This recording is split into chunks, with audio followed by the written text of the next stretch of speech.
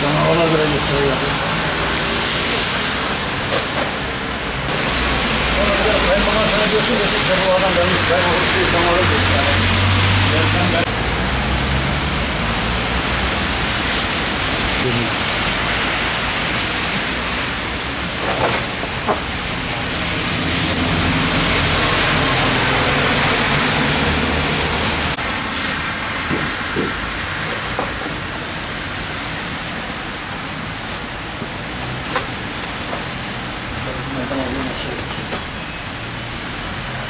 Evet. 9 yıldır bu meslekle uğraşıyorum. Baba mesleğimiz. Genelde deniz balıkları satıyoruz iş yerimizde.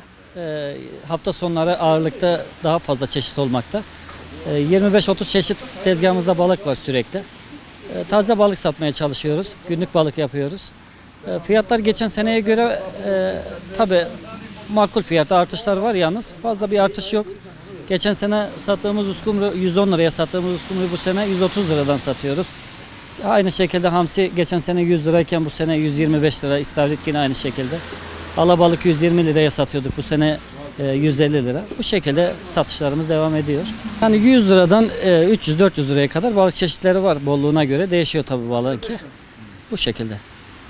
Satışlar nasıl? Satışlarda sıkıntı yok. Geçen senenin üzerinde insanlar yemekle mutlu oluyor bu sene maalesef. Başka elimizde başka bir şey kalmadığı için. Sıkıntı yok satışlarımızda çok şükür. Falya var, hamsi, istavrit, deniz çuprası, deniz levreği, kaya levreği, palamut, alabalık, somon, çupra, hemen hemen bütün çeşitleri bulundurmaya çalışıyoruz. Hangisi çok tüketiliyor? Yani ki hamsi, istavrit, uskumru, alabalık ama diğerleri de var, sürekli bulunduruyoruz.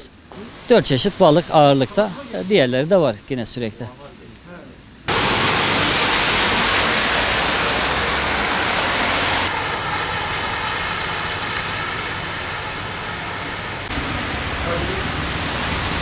Bunların bir arabası var, satılacak. Motosiklet, burada bütün arkadaşlar var. Bir arkadaşlar var. Telefona şeyi göstereceğim.